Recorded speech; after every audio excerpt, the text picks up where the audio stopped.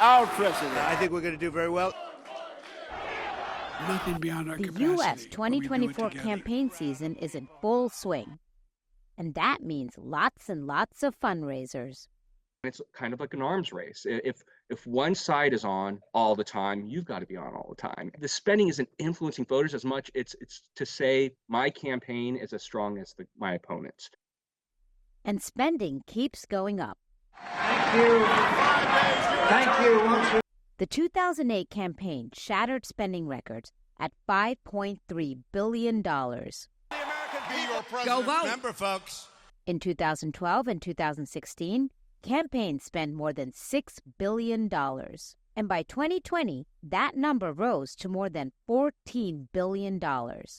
Foster says the rise in campaign spending comes down to two important factors.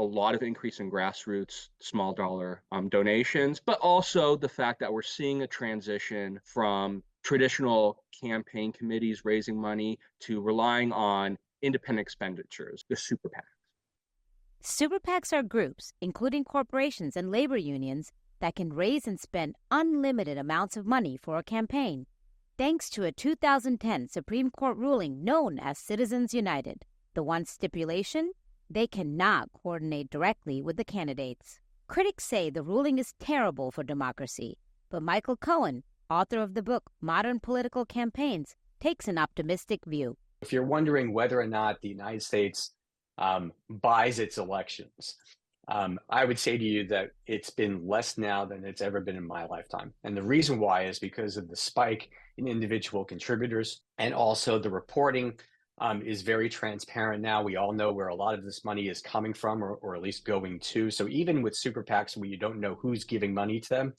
you have a sense because the reporting is actually very good. So where is the bulk of that money going?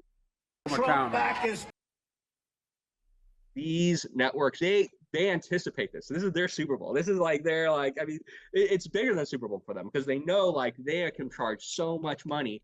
That's not the case in other democracies around the world. We tend to spend so much more money than a lot of other countries around the world because we have fewer rules on when you can campaign and how much you can raise. For example, in Canada, federal elections may only last 36 to 50 days, and there's a cap on how much a political party can spend.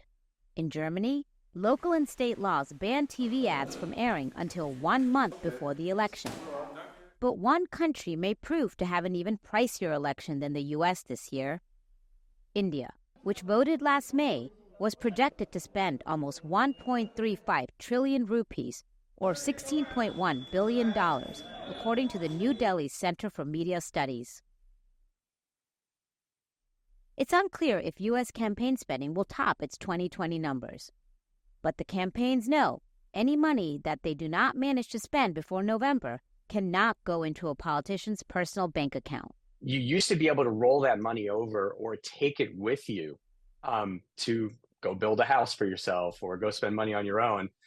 Post-Watergate rules are that you cannot use it for your own personal interests, but you can keep it for future campaigns. Or, importantly, if you decide that you're not going to run, you can give it to other political action committees, or you can give it to political parties. Or if you wanted to, and some people do this, they even refund some of that money, or they go ahead and they give to charity. With the election more than a few months away, President Joe Biden and the presumptive Republican presidential candidate Donald Trump have plenty of time to raise and spend a lot of money.